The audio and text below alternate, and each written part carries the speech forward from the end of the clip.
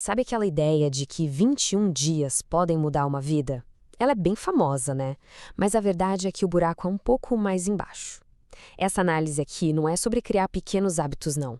É sobre um plano para reprogramar a mente de verdade. Para pensar, sentir e agir como aquela versão ideal que a gente sempre imagina. Então fica a pergunta: 21 dias dá mesmo para mudar uma vida?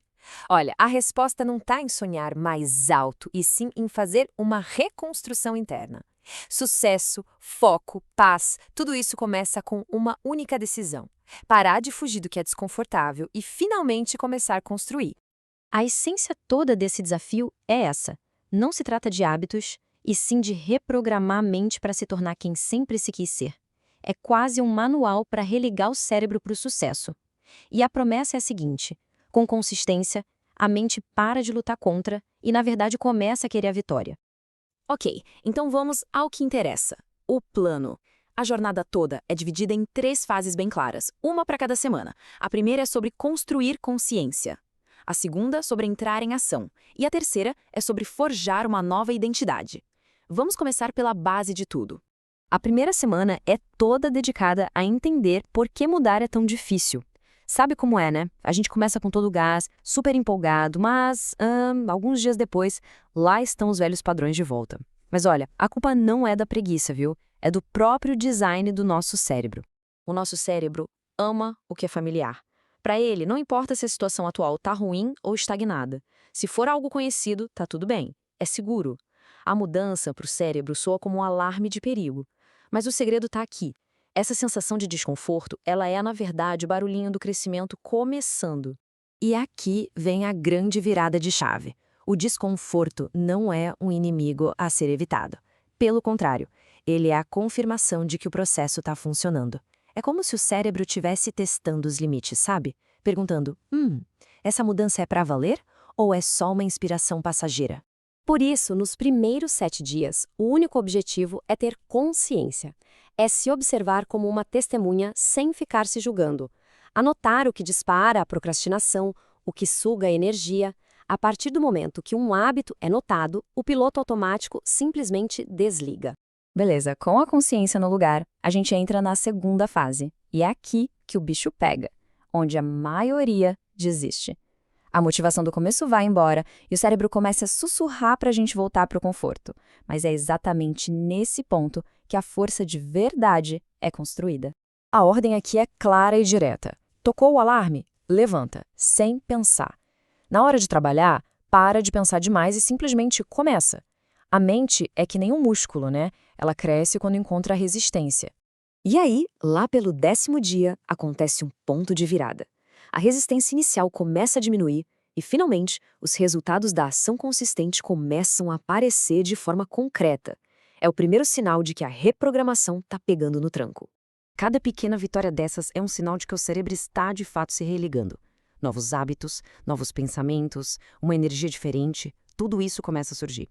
É a prova de que a disciplina está vencendo a resistência. E se liga nessa ideia, que é meio contraintuitiva.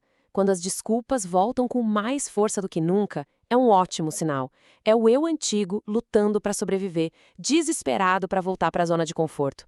Reconhecer essa voz e seguir em frente, essa é a maior prova de que a mudança está ganhando. E assim, a gente entra na reta final. Depois de 2 semanas de cabo de guerra interno, a terceira fase é sobre liderar a mente. O objetivo não é mais lutar contra ela, mas tê-la como aliada.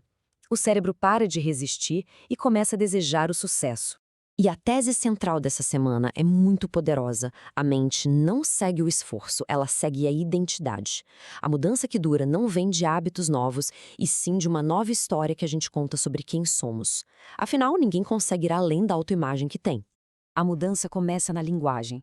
Trocar "sou uma pessoa preguiçosa" por "sou uma pessoa disciplinada" não é só otimismo barato, não. Cada afirmação, quando é apoiada pela ação das últimas 2 semanas, começa a reescrever as nossas crenças mais profundas. E isso não é pensamento mágico, é neurociência pura. O nome disso é neuroplasticidade, a capacidade incrível que o cérebro tem de se reorganizar, de formar novas conexões.